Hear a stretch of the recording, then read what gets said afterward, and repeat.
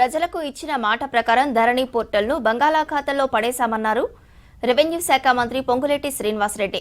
ధరణి portal స్థానంలో భూభారతి చట్టాన్ని తీసుకొస్తున్నామని చెప్పారు. అసెంబ్లీలో 2024 భూభారతి బిల్లును మంత్రి పొంగులేటి అసెంబ్లీలో ప్రవేశపెట్టారు. ROR చట్టం 2020 ప్రక్షాళన చేసి భూభారతి తీసుకువచ్చామని చెప్పారు మంత్రి. దొరల గడిలో కూర్చొని గత ప్రభుత్వం తెచ్చిన చట్టాల్లో మార్పులు తెస్తున్నామన్నారు. గత బీఆర్ఎస్ ప్రభుత్వం 4 గోడల మధ్య కూర్చొని అర్ధరాత్రి ధరణిని తీసుకువచ్చిందని ఆరోపించారు మంత్రి. దీంతో రెవెన్యూ అధికారులు పరిష్కరించాల్సిన భూ సమస్యలు కూడా కోర్టుకు వెళ్లాయని గుర్తు చేశారు.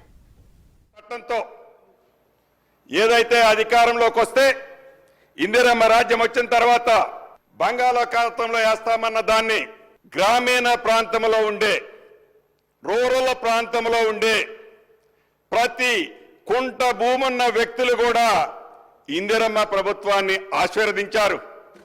ఎప్పుడైతే అనేక వేదికల్లో గౌరవ రేవంత్ రెడ్డి గారు కానీ మిగతా నాయకులు కానీ బంగాళాఖాతంలో వేస్తామన్న దాన్ని ఆనాటి ముఖ్యమంత్రి గారు ఈనాటి ప్రధాన ప్రతిపక్ష నాయకులు అనేక వేదికల మీద కోట్ చేశారు. అధ్యక్ష, అద్భుతమైన చట్టాన్ని నేను తీసుకొస్తే, మీ అందరికీ ఉపయోగకరమైన చట్టాన్ని నేను తీసుకొస్తే తెలివి లేని ఆ దద్దమ్మలు, ఆలోచన లేని ఆ మూర్ఖులు ఈ ధరణి చట్టాన్నట బంగాళాఖాతంలో వేస్తారట. మీరు బంగాళాఖాతంలో వేస్తానన్న పార్టీని, ఆ వ్యక్తుల్ని బంగాళాఖాతంలో వేయమని అనేక వేదికల మీద అనేక సందర్భాల్లో ఆ గౌరవ మాజీ ముఖ్యమంత్రి గారు సంబోధించారు. అధ్యక్ష, ప్రజలకి ఒక క్లారిటీ ఉంది.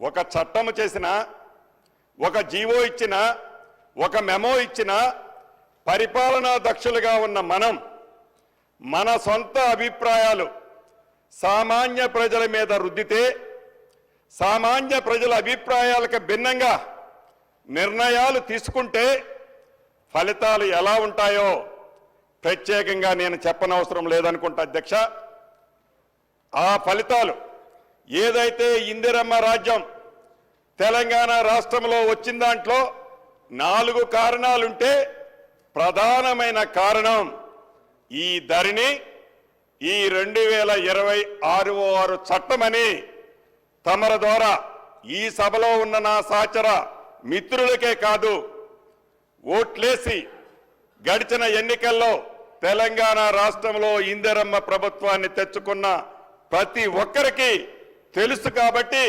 మరొక్కసారి దాన్ని గుర్తు చేయాల్సిన బాధ్యత నా మీద ఉంది. కాబట్టి తమరికి సవినయంగా